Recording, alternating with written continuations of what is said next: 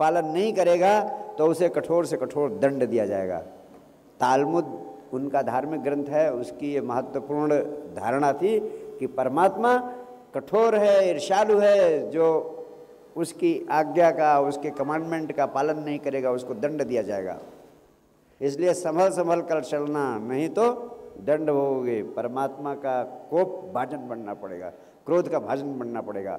ऐसे समय में 2000 साल पहले जीसस ने कहा गॉड इज लव, परमात्मा प्रेम है। ये बहुत क्रांतिकारी बात थी। उसने कहा कि अगर परमात्मा है तो वो कठोर हो, दंड देने वाला हो, क्रूएल हो, निर्दयी हो, ईर्ष्यालु हो, कोप का भाजन बनाने वाला हो तो परमात्मा नहीं है, क्योंकि परमात्मा प्रेम रूप है। और मैं उससे भी ज़्यादा महत्वपूर्ण बात आपसे कहता हूँ जीसस से। ये कहना कि परमात्मा प्रेम है, इसका अर्थ है कि परमात्मा प्रेम है, ज्ञान है, शक्ति है, ऊर्जा है, प्रकाश है, कई सारी चीज़ें हैं। उनमें से प्रेम एक चीज़ और भी है जो कि परमात्मा है। लेकिन मैं तो कहता हूँ उल्टा, लव इज गॉड। प्रेम ही प्रभु है, प्रेम ही परमात्मा है। प्रेम के अलावा परमात्मा कुछ है ही नहीं। प्रेम में सब कुछ समाहित हो जाता है, शक्ति भी, ज्ञान भी, ऊर्जा भी, प्रकाश भी। जितनी चीज़ें इस अस्तित्व की परमात्मा की संज्ञा में आती हैं, जो अनंतता का बोध कराती हैं, वे सारी चीज़ें मात्र एक शब्द प्रेम में समाहित हो जाती हैं। लव इज गॉड, प्रेम ही प्रभु है, प्रेम ही परमात्मा है। इसलिए मेरे लिए प्रेम और परमात्मा दोनों पर्यायवाची हैं। और परमात्मा को प्रेम कहना मैं ज़्यादा उचित समझता हूँ, क्योंकि अब परमात्मा के नाम पर हमने बहुत सारा उपद्रव कर रखा है। परमात्मा के नाम पर बड़ा खून खराबा किया है हमने।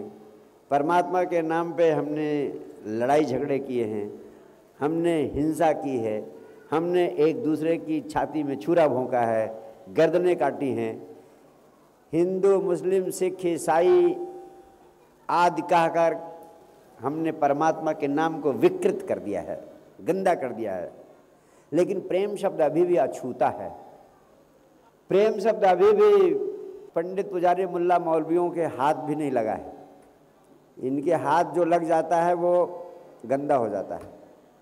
ये सोना भी छू दे तो मिट्टी हो जाता है, क्योंकि ये उसका धंधा शुरू कर देते हैं, उसके मर्म को, उसके विज्ञान को छोड़ देते हैं। इसलिए मैं सर परमात्मा की जगह प्रेम की प्रतिष्ठा मनुष्य के जीवन में देना चाहता हूँ। प्रेम के मंदिर हों, उसमें सारे देवी देवता समाहित हो जाते हैं। और प्रेम के मंदिर बनाने से एक और झंझट से हम मुक्त हो जाते हैं।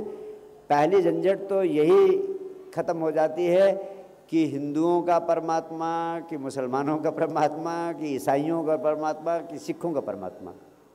परमात्मा की इतनी झंझटें हैं कि अगर आपको परमात्मा का मंदिर बनाना हो तो सबसे पहली झंझट खड़ी होगी कि हिंदुओं के परमात्मा का मंदिर बनाएं, कि ईसाइयों के, कि मुसलमानों के, कि सिखों के, कि यहूदियों के।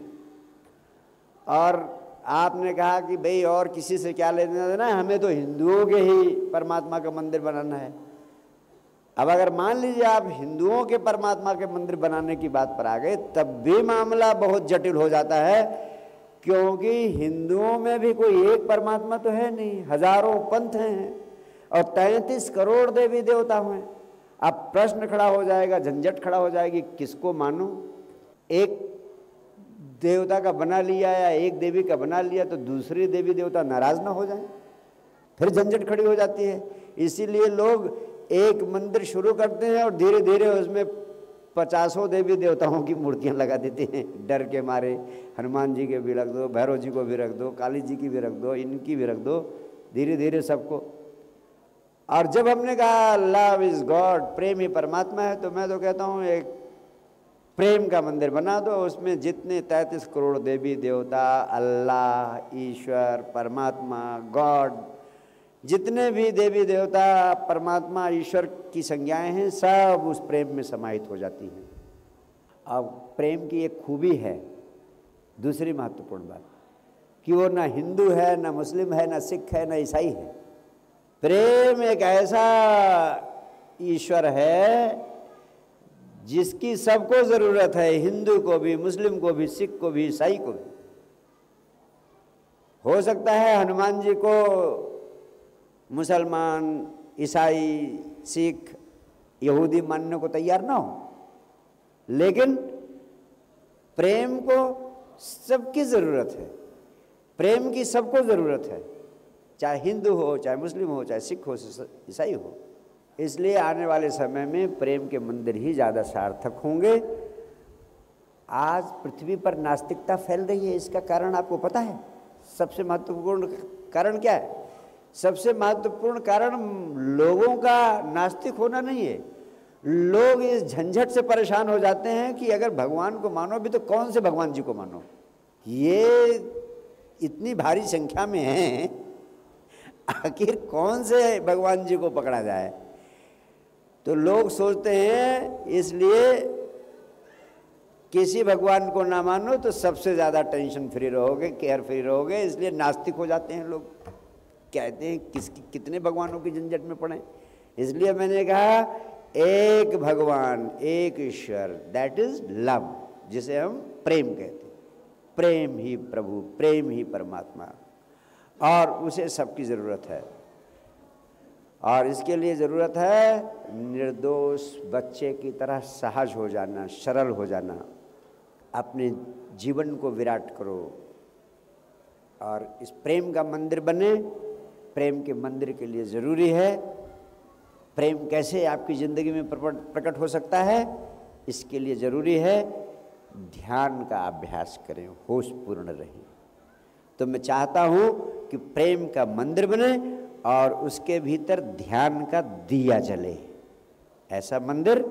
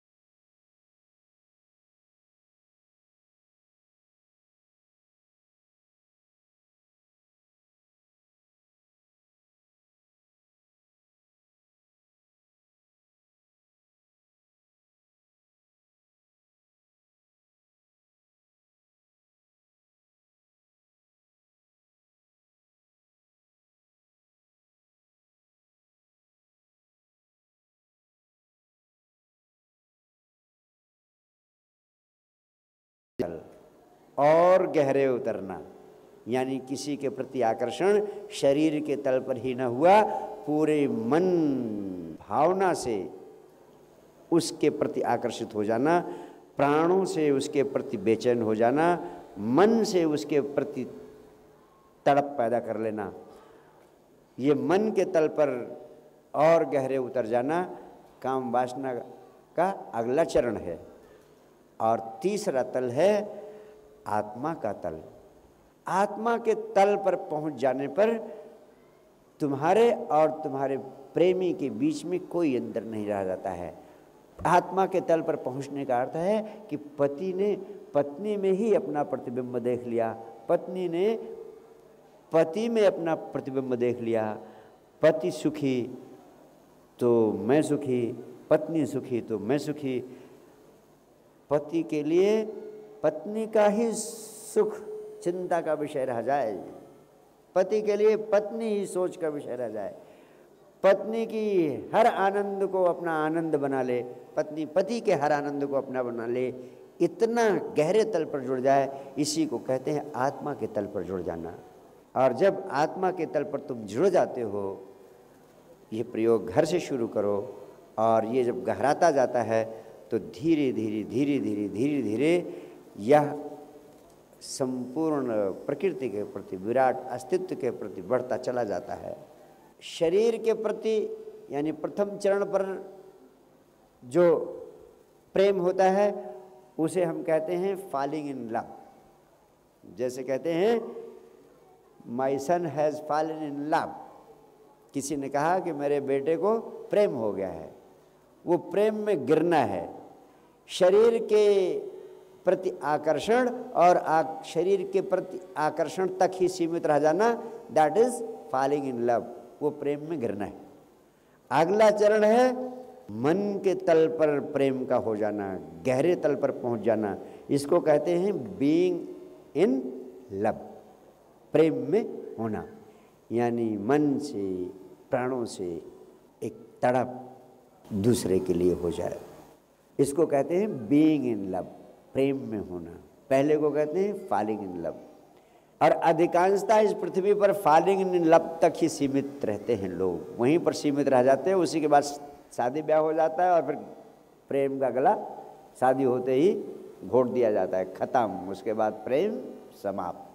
बीइंग इन लव, प्रेम में होने का अवसर ही नहीं मिलता, मन के तल तक गहरे प्रेम जाता ही नहीं। और तीसरा है आत्मा के तल पर प्रेम होना, उसको हम कहते हैं बीइंग लव इटसेल्फ, प्रेम में हो जाना। यानी ऊपर से नीचे, बाहर से भीतर, सिर्फ प्रेम प्रेम प्रेम, प्रेम के अलावा कुछ बचता नहीं। जो बुद्ध को हुआ, कृष्ण को हुआ, क्राइस्ट को हुआ, सभी संबुद्धों को हुआ, सच्चे सदगुरु को क्या होता है, सच्चा सदगुरु सिर्फ प्रेम का प्रतीक हो जाता है। वो पूरा प्रेम से लबालब भर जाता है। वो ये नहीं सोचता कि प्रेम किसको देना किसको नहीं देना, सबके लिए। जैसे दिया जलता है, ये नहीं सोचता कि किसको प्रकाश देना किसको नहीं देना, वो सबके लिए प्रकाश देने लगता है। फूल खिलता है, ये नहीं सोचता कि सुगंध इसको देना इसको नहीं देना, फूल सबके लिए सुगंध बिखेरता है। ऐसे प्रेम में हो जाना, बीइंग लव, ये अंतिम तल है। तीसरा तल है आत्मा के तल पर प्रेम को गहरा लेना है। जब ऐसा प्रेम पैदा हो जाता है तो व्यक्ति के भीतर परमात्मा प्रकट हो जाता है।